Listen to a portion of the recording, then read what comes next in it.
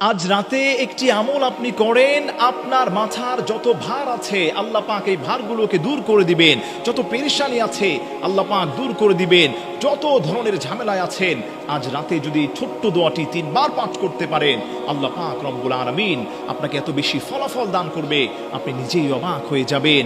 মাহফিলে যারা এসেছেন, আজকে বাসায় যাবেন, রাত্রিবেলা বিছানায় শুয়ে আপনি 3 বার পাঠ করবেন, আস্তাগফিরুল্লাহাল্লাযী লা ইলাহা ইল্লা হুয়াল হাইয়ুল কাইয়্যুম ওয়া আতুবু ইলাইহি লা হাওলা ওয়ালা কুওয়াতা ইল্লা বিল্লাহ। এই ছোট্ট দোয়াটি, এই ইস্তেগফারটি যদি কোনো গোলাম ঘুমানোর আগে 3 বার পাঠ করতে পারে, আল্লাহ রাব্বুল আলামিন বলেন ওই গোলামটার গুনাহগুলোকে আমি মাফ করে দিলাম। আমি আল্লাহ পাক তার রিজিকের দরজাকে খুলে দিলাম।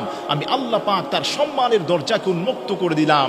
আমি আল্লাহ রাব্বুল ইজ্জাত ওয়াল জালাল ওই গোলামটার যত পেরেশানি আছে আমি দূর করে দিলাম। আপনি প্রতিদিন ঘুমোতে যাওয়ার আগে ইস্তেগফারটাকে আপনি 3 বার পাঠ করবেন।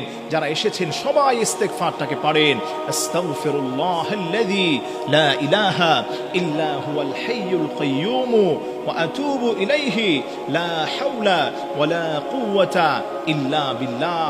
আল্লাহর যেই গোলামটা 3 বার ইস্তেগফার পাঠ করতে পারবে, আল্লাহ রাব্বুল ইজ্জাত ওয়াল জালাল তার পূর্বের গুনাহগুলোকে মাফ করে দিবেন।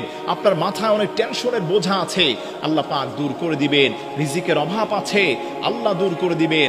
রাত্রিবেলা আপনি 3 বার পড়ে আপনি ঘুমোতে যাবেন, সকালে উঠে ফলাফল দেখে আপনি নিজেই অবাক হয়ে যাবেন।